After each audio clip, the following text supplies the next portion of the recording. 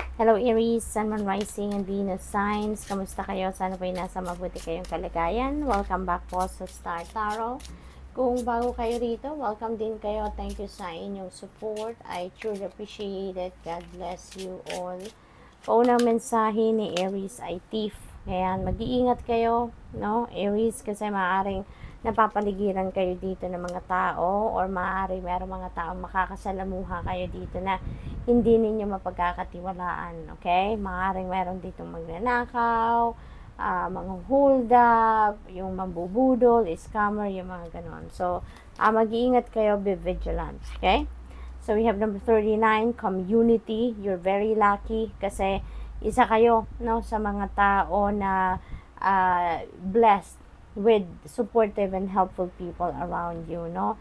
Napapaligiran siguro kayo dito ng mga masasayang tao din, walang kaingitan sa katawan, at very supportive of you, no? Kahit ano man ang kailangan ninyong tulong, they are there, no? They are willing to be there for you and with you.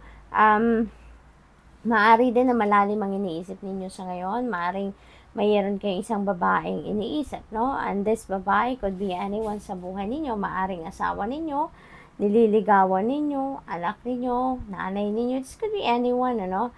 Sa buhay ninyo na maaring yon ang laman ng isipan ninyo sa ngayon.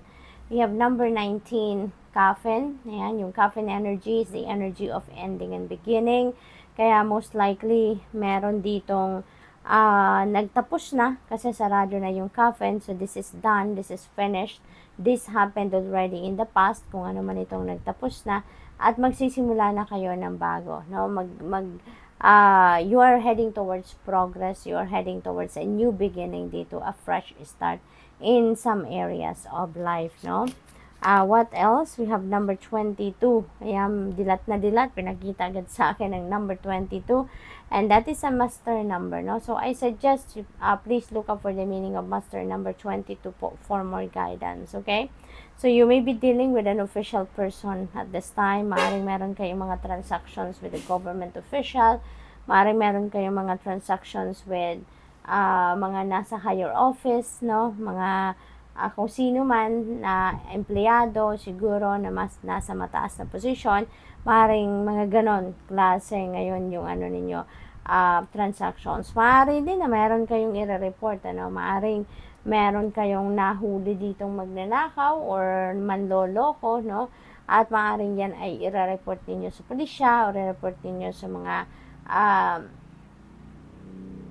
taong nasa posisyon. So, we have number 15, lovers. Ayan. So, this is lover romantic relationship, no? Maaring, ang iba sa inyo, kung single kayo, maaring papasok kayo ngayon sa bagong relasyon, or possibly then na nandoon na kayo sa boyfriend girlfriend stage, and maybe nag-uusap kayo ngayon to level up, no, your commitment with your person. So siguro may usaping pag-aasawa dito, pagsasama na, pagsisimula ng pamilya, something like that, no? Lovers is also an energy of decision making. Kaya maaari din na meron kayong importanteng decision dito na pinag-iisipan sa ngayon. We have 26, napakaganda. Great fortune is in your horizon, Aries. Napakaswerte ninyo. Bumubuhos yung swerte sa inyo, no? Yung parang ibubuhos ng universe ang swerte sa inyo.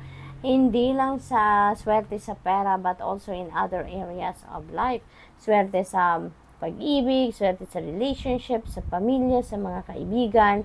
You know, you are super blessed, Aries, no? Super blessed kayo. Kaya, ngayon, napakalawak, no, ng sakop ng energy na to. So, ninyo ngayon, napaka-blessed and napaka-swerte talaga. Yung number 33, this is another master number, no? So, meron na tayong number 22, number 33 ngayon.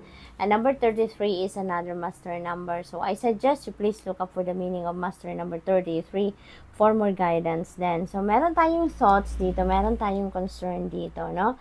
So, maybe, ang iba sa inyo talaga malalim ang iniisip, maaaring may problema, meron kayong siguro sort of anxiety na na-experience sa ngayon, ano, Aries. Kaya kung ano man yan, you know, magpaka-positibo lang kayo, Aries, no? Kung ano man yung mga problema na yan, try to look for the positive aspect of that. Kasi sa lahat naman ng sitwasyon natin sa buhay, sa lahat naman ng problema dumadating sa atin, there is always a positive aspect to it. There will always be a silver lining to it, no? Kaya yun na lang ang tignan natin. Yun na lang yung pag-focusan natin. Okay? So, ayun na nga.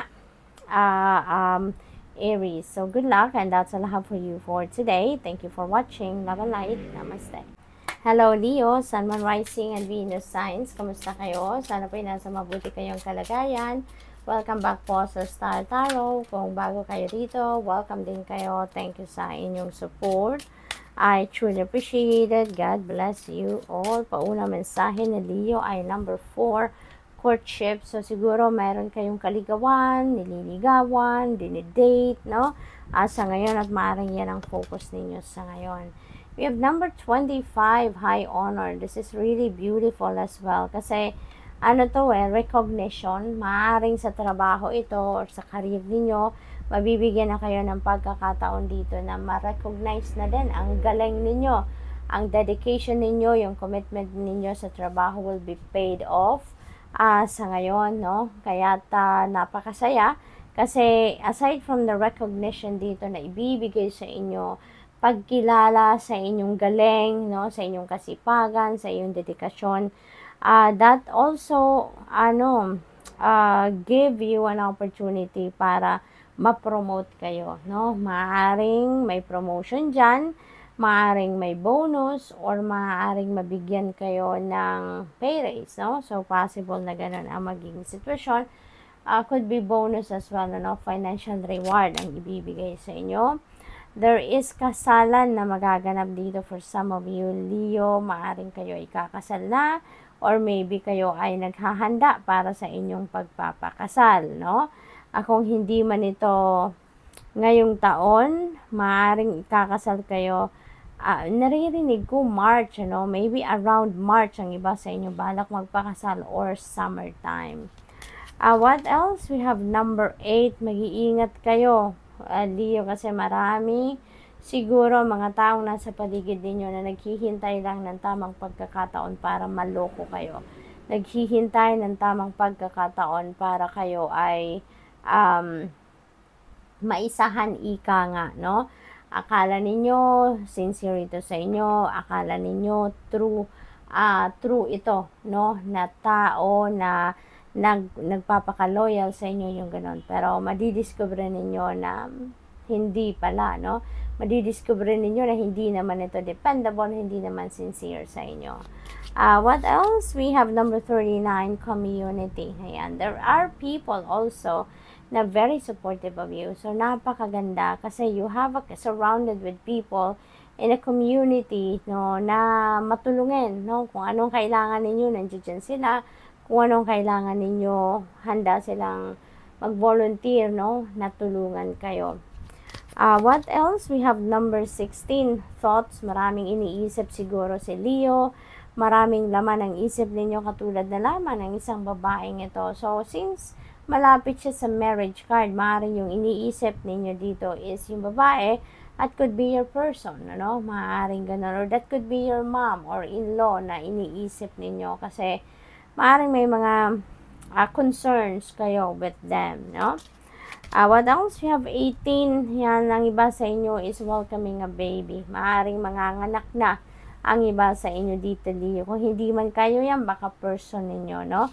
Or possible din, kung hindi man ito nagre-resonate sa inyo na child, maybe you are giving birth to a new endeavor. Maybe you are giving birth to a new enterprise, bagong proyekto, something like that, no? May sisimulan kayong bagong trabaho, maaaring ganon din. Kasi si child energy is also a new beginning energy. Kaya definitely, kung ikakasal kayo, magsisimula kayo dito talaga ng bagong chapter sa inyong trabaho. I mean, bagong chapter sa buhay ninyo as a married couple, or kung dito naman, mabigyan kayo ng promotion. So, definitely, that is new trabaho, that is new environment, that is new role, no? pagbabago, there is change na magaganap talaga, maraming galawan ang maaring mangyari dito sa buhay ninyo, depende sa inyong sitwasyon.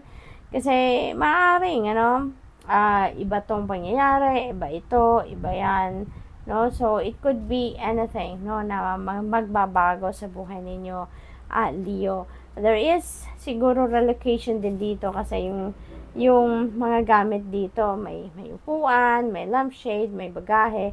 So, most likely, maglilipat bahay, no? Ang iba sa inyo dito, Leo. So, definitely, this is a change of place of residence, change of home. Talagang meron ditong relocation for some of you. So, definitely, travel is also involved dito, no? Sa pagkakataong ito. So, good luck. That's all I have for you for today. Thank you for watching. Love and light. Namaste. Hello, Sagittarius, Sun, Moon, Rising, and Venus signs. Kumusta kayo? Sana po nasa mabuti kayong kalagayan. Welcome back po sa Star Tarot. Kung bago kayo rito, welcome din kayo. Thank you sa inyong support. I truly appreciate it. God bless you all. Sagittarius, pauna mensahe po ninyo ay thief. Mag-iingat po kayo. This is a warning for you na baka maaaring may mga tao sa paligid ninyo na, alam mo yun, low vibration, mga magnanakaw, scammers, mga ganun, baka ma-deceive kayo, no, ng ibang tao dyan. Kaya mag-iingat po kayo with dealing with the people around you kasi you never know kung sino yung mapagkakatiwalaan at hindi. Okay? We have number 4, courtship. Ayan. So, siguro iba sa inyo dito may nililigawan or may nandiligaw sa inyo or meron na kayong dinidate, something like that, no? What else? False person. Tapos, ayan. So, false person, thief. So, maaari talaga, no? Most likely, may mga dealings kayo ngayon with those kind of people at maaaring hindi pa ninyo na-figure out na yung mga taong ito ay mga manloloko, mga taong ito may balak na, alam mo yun, i-deceive kayo, something like that, no, Sag? Kaya, gamitin po ninyo yung inyong intuition dahil yung intuition ninyo po will always send you a signal, no? Kung sino or if there is something of a key with the person or with the situation that you are dealing with, okay? Pakinggan ninyo, magmasid kayo, magmatsyag kayo, at saka kahit itong nanliligaw sa inyo, no, kung kayo yung may nililigawan or kayo yung nanliligaw or meron na kayong dinidate, whatever the case may be, siguro kilalanin din ninyo mabuti yung tao, ano, kasi alam mo na, you never know kung etong taong ito na may interest sa inyo sa ngayon romantically talagang totoong may romantic interest sa iyo or baka may sadya na iba, no, sa inyo at ginagamit lang yung panliligaw or pagdi-date sa inyo para makakuha ng impormasyon or kung ano pa man ang sadya niya sa iyo. Kaya be careful, okay? What else? We have sudden wealth. Wow, napakaswerte ninyo sa ngayon. Meron parating na malaking pera, no? Maaaring panalo. Posible din na mana. So, depende sa inyong sitwasyon. You never know kung saan to manggagaling exactly, no? Pero there is a windfall of money na maaaring dumating sa inyo. We have synchronicity din dito sa card na to. We have number 11, which is a master number. That is also a very spiritual number, kaya I suggest please look up for the meaning of master number 11 for more guidance, pati na rin yung angel number 777. Number 7 is a very lucky number, tatlo pa sila, so 777, so mas makapangyarihan, mas malakas yung energy ng swerte, no, sa inyo sa ngayon. So I suggest please look up also for the meaning of angel number 777 for more guidance po. So, we have number 15, lovers. Ayan. So, siguro ang iba sa inyo dito papasok na sa love and romantic relationship, no? Or maybe kung nasa established relationship na kayo, maaaring ang usapan din ninyo dito ng inyong person ay siguro pag-aasawa na, no? Or pagsasama na, or pagsisimula na ng pamilya, no? Kaya, pag-isipan po ninyong mabuti. Okay? Kilalanin ninyo yung tao ng mas malalim pa, mas alam mo yun, laliman ninyo ang pagkilala ninyo dito sa taong ito. Okay?